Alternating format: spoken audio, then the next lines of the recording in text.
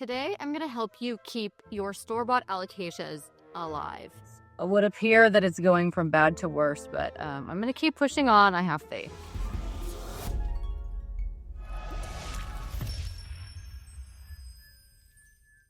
Hey guys, what's up? It's Erin. I don't know if you recall, quite some time ago, I purchased a very large, exquisite Alocasia Longiloba from Home Depot. And I said then, how in the world am I going to be able to keep this alive?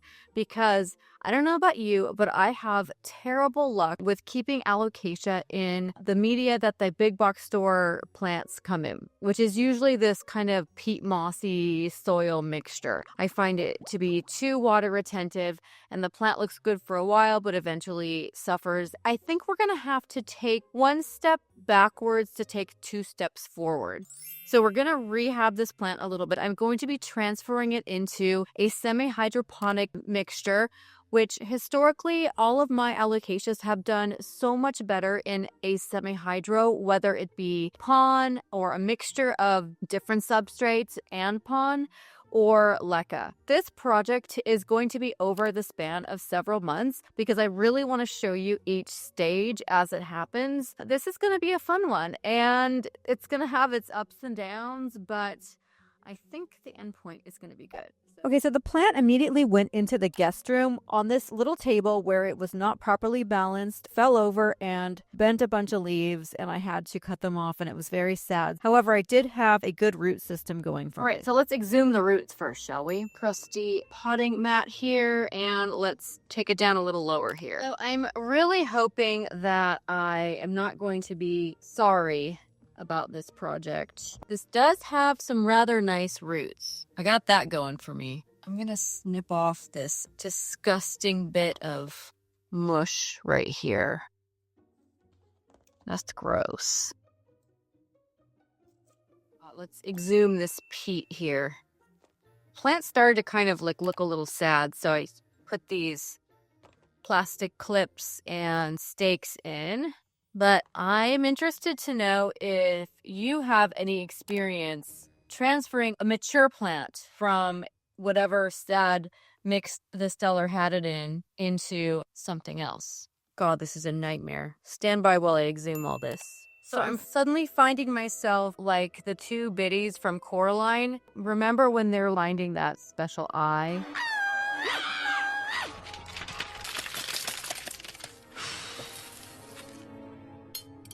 Go, sweetie. Yeah. So I'll just be doing this for the next 10 years. So this is going to have to be cut off.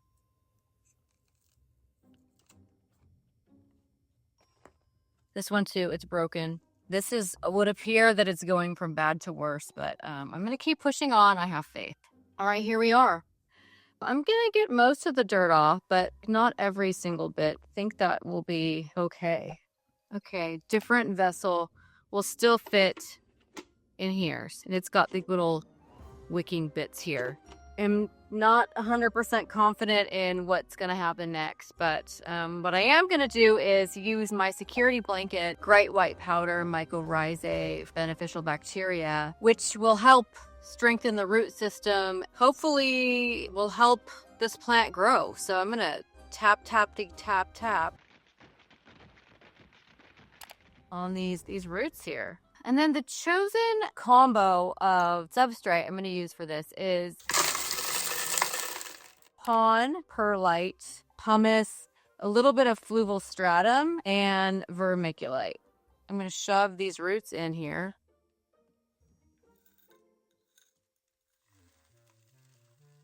And hope that I'm not sorry about what's going to happen. Kind of really think it was going to definitely die in the peat moss. I need more of this. And I am actually going to stick another stake in here to give it some stability at least.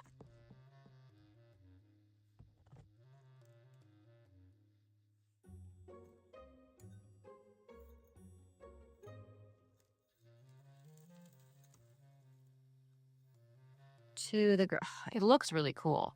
All right, to the garage for more rocks. All right, here it is. Probably a little lighter than you remember it, but hopefully not too much of a disaster. This is day 1. Let's check back and see. I can almost guarantee it's going to get worse before it gets better. All right, I wanted to do a quick update on this. Okay, this is turning into The Last of Us. Guess what? It's not dead, and in a complete twist of events, we have a ton of flowers, which I did not ask for, but the plant is still very much alive and full of life. Surprise, surprise. This guy is still doing good, but it looks like we're headed in the right direction here. Guess what, guys? There's a light at the end of the tunnel, because after how many flowers? We have this, finally. And it's a good size. And this has rooted beautifully. Could not ask for better.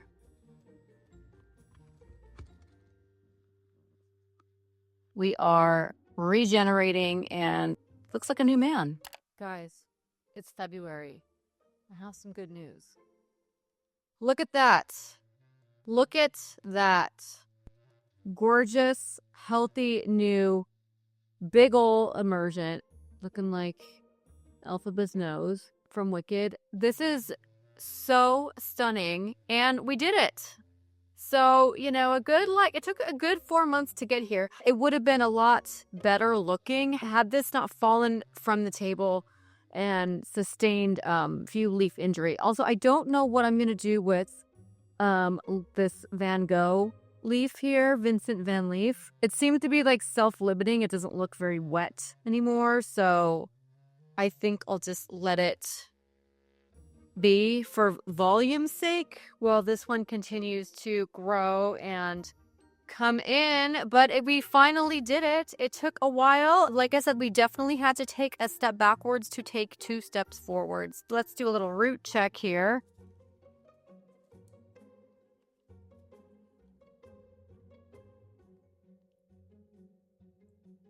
Still looks really nice. Has grown some really lovely water roots.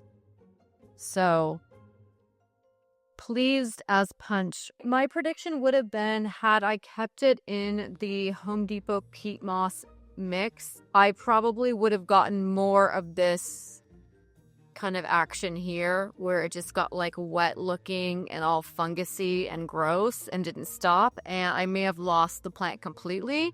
But I feel like with semi-hydro, you have a better chance of hanging on to your plant for longer, and also decreasing your risk of pests and fungus gnats. So the pros here, you can just you can keep an eye on it less. You can worry about it less when you're watering. You just fill up your reservoir to however you're comfortable. Since now the roots are acting like, this water's disgusting, I'm sorry. Since now the roots are acting as a wick, I don't need to be so mindful about how much I water it. If this dries out a little bit for a few days, it's not the end of the world. The plant doesn't really seem to suffer too much, but I just try to keep it, about here and just keep an eye on it. But this is certainly much easier than babysitting an alocasia in soil and keeping an eye on how wet or dry the soil is. So that's just me. With, of course, an alocasia, you do have to watch out for public enemy number 1, which is a spider mite. That is the biggest headache. That will really irritate you and really test your patience to no end. So semi-hydro is a really great set it and forget it way to manage your alocasia. And if you find one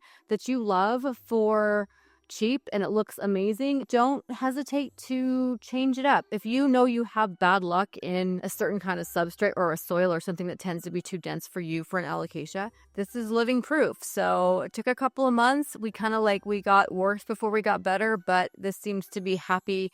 It's growing in ambient. It really likes this new environment and is thriving quite well. Thank you so much for watching. I will definitely keep you updated as to how this plant is doing, but I am so happy with it, considering, is it the most amazing plant as when I bought it? No, but it will be. I have total confidence in that. This is going to be a beaut, many more beauts to come. So anyway, thank you so much for watching. If you liked what you saw, make sure to subscribe so you don't have any plant FOMO. Until next time, I will see you, planty friends. Cheers.